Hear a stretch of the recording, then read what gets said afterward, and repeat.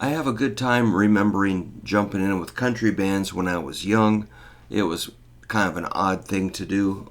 I looked like I was 12 when I was like 19, and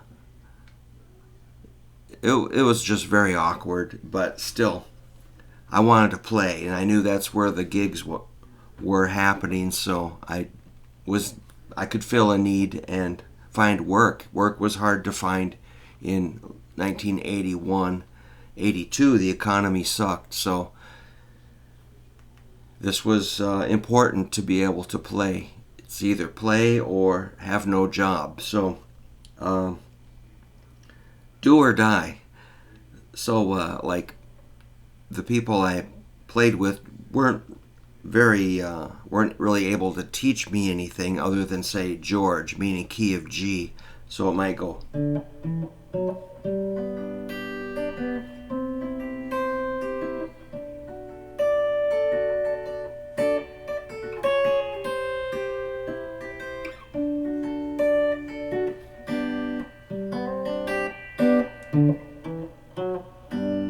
something like that.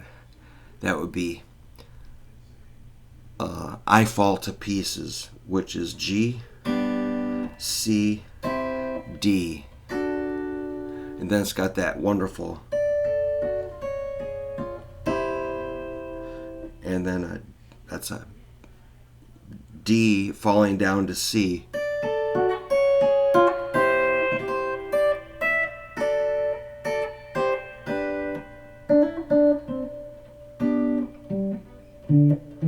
Something like that. I mean, I would probably play it different every time. That's probably why I got fired. But still, they needed somebody. Then they would hire me back because they couldn't find anybody to play. But it was kind of, there was some tension there. Probably me being extremely immature helped. So G is like a hunk of the bar chord, the G bar chord, the F shape or E shape. Just play the three skinnies or four. That's pretty close to a triad. 4-note chord.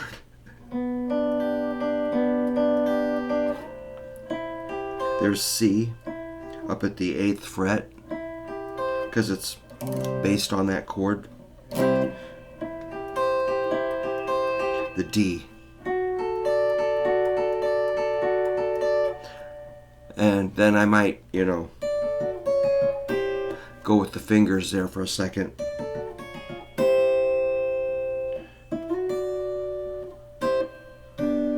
So that's the same shape, but then you can mix shapes. G could be C, D. So that there is the A shape.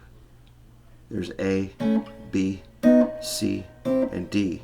So you got G, C, D, or G, C, D for the bar chord.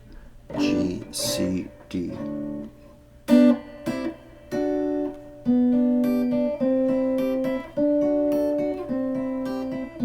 That's a good exercise. Let's do that slow, just in case somebody's just getting used to this. I don't want to leave anybody behind. So I'll keep, I'm barring at the 3rd fret, middle fingers on the 3rd string. That's a B, D, G. And you don't have to know the notes, but I like to know them. If you know the shape and the right place to play it, you're fine. But the bass note is maybe this G on the 4th string. If you take time to practice that, it's not a bad idea. So that's also a root. So knowing where you're at is crucial for me.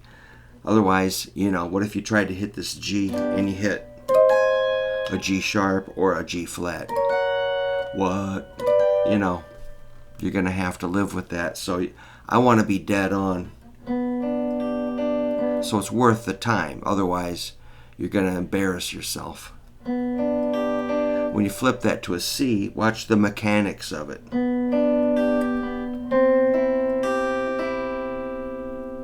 So I could keep that shape.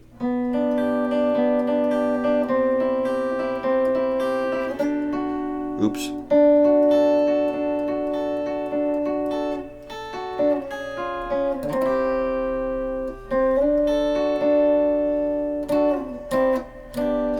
G, C. So I'm just adding the ring and pinky, which is kind of mechanical, kind of like a steel guitar.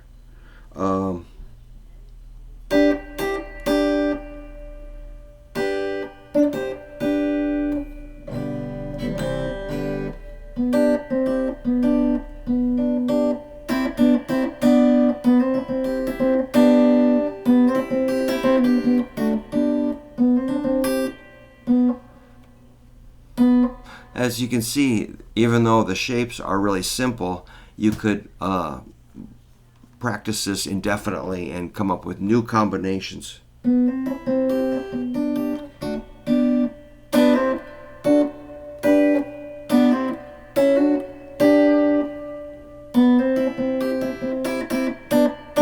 Just from G to C is pretty interesting.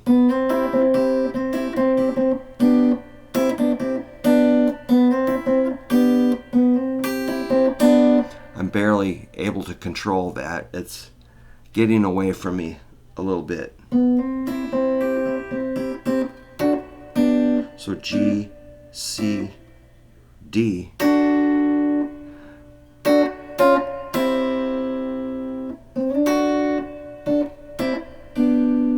Really, the more simple you play, that sounds better many, many times. When you see somebody playing so many notes and it's like very impressive for just a few seconds, then you're like, wow, I can't take it. It's too much, too fast.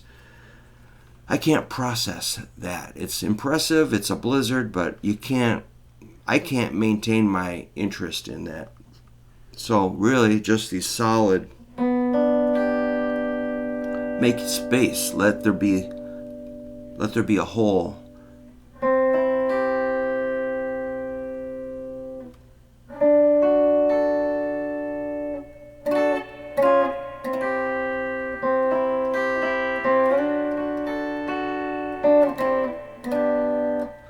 That's not even very good, but still, I practice pretty slow when I'm trying to learn something.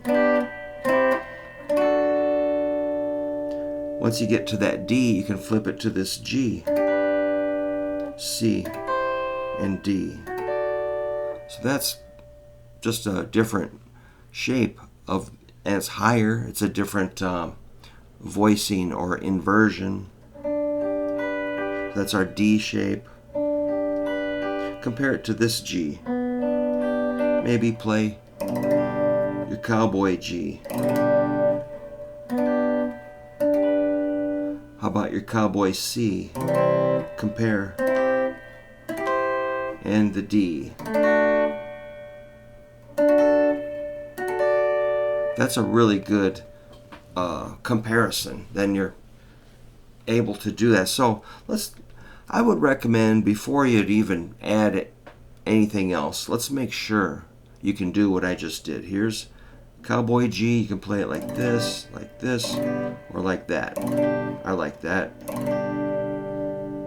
And then flip it to the little F shape. Then a D shape. If you want one more, it'd be the A shape, which is 12, 12, 10. Then you can do C.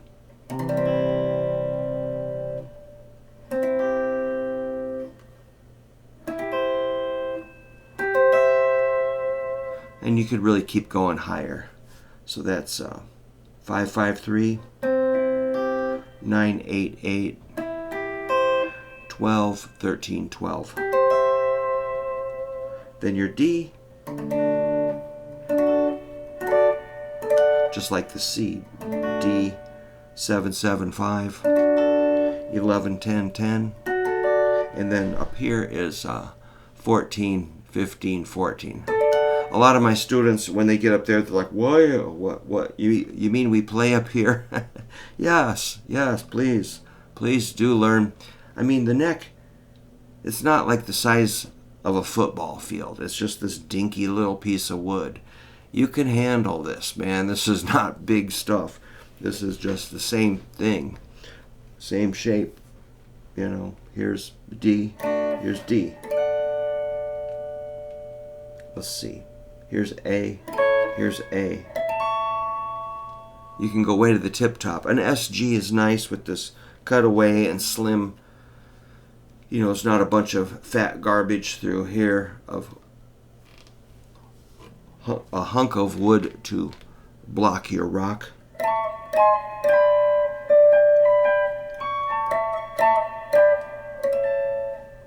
D, what key am I in? I don't even know.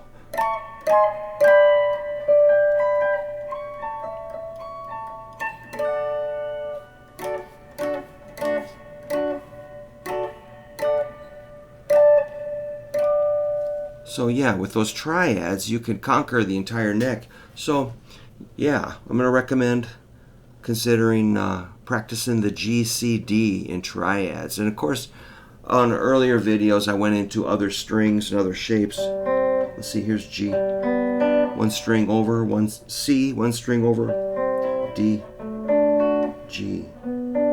Or down here.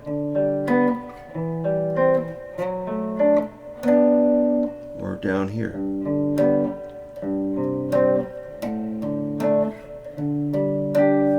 You can get those little 3, sometimes I did 4 notes. Who's keeping track? I still say it's a triad. It's the idea of a triad. You might add or subtract a note, no big deal. They're flexible. It's not like, you know, has to be. We don't have to be rigid with our number of notes we're playing. We can have flexibility, let it breathe. So yeah, really, I got too many stories, but this church hired me. I've told the story many times where they might have a song that's maybe like A minor and a C and a G, A minor or something. It's like really heavy, you know, and it just has like these giant, like super quiet parts, and it builds and builds and gets really thunderous and just full on, and then it brings it way down. You know, it's like a roller coaster ride.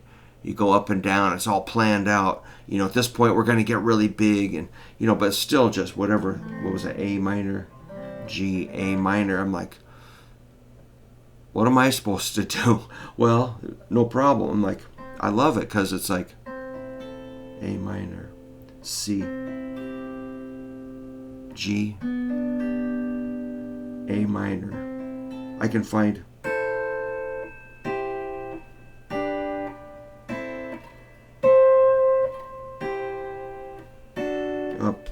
I can't even remember what it is, but you can find triads and you know, maybe put some delay on it or use a slide, make some really lerpy Pink Floyd stuff. They're like, Brook, make it more like Pink Floyd. Can you make it more psychedelic and more, can you make it more weird? I'm like, okay. You know, if I'm playing too normal, they're like, Brook, can I talk to you for a second? Like, am I in trouble? Like, no. But you're playing like you're playing in church. Make it more weird. I'm like, okay. It was neat. So, you know, then you can get some bends, and those teach you really your chord tones. So, what was it? A minor, C, G, D. I'm like, A minor. Could be the same note for C. I take it down 1 fret to, there's G, and back to A minor. So just, you know, 3 or 4 notes from those chords. A minor, C, G, A minor. Add some distortion and some delay or some, you know, weird effects, and that sounds pretty on top of the chords and bass and keyboards and the guitar, the acoustic and the singing. Just placing in those minimal notes and I would just like, Brook, what did you just play? I'm like, I don't remember. I just, because I'm just moving and floating and feeling it. You don't have to have everything perfectly memorized. You more like live inside of the song. Because you know your triads, okay? It gives you the power to play and flow and kind of be in, yeah, you're just connected to the music in a really fun way.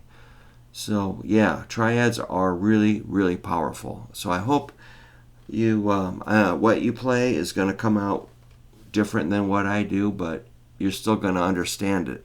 So let me know if you like working on the triads, and we'll do a little more if you like. But they are pretty simple. You don't have to know dozens of super clever shapes. There's just a few. I'd say they come from the caged system, CAGED, chord shapes moved up the neck. And if you know all 12 keys, you're going to be pretty confident that you can just jump in and play your guitar versus, be completely intimidated by it. So that's why I'm here. If I can help one person answer one little technical question, I'll keep cranking these videos out. So thanks for watching. If every once in a while somebody wants to give me a tip, that's totally cool. You can use the PayPal or Venmo links, or I just got a couple checks in the mail yesterday. That was amazing. Or you can use the super thanks, but it's not required. But it actually makes me happy for like a whole week if I get a tip. I think about it a lot. So you don't have to, but if you want to, that's totally appreciated. Because I do make up to 17 cents per video. It's pretty good. But keep learning, keep practicing, enjoy your guitar. I'm excited I get to teach guitar. After teaching for about 50 years, I'm still pretty into it. In fact, I'm more into it than ever. So keep learning, keep practicing, because guitar makes the world better. All right. Now do your job and make the world better. Thank you.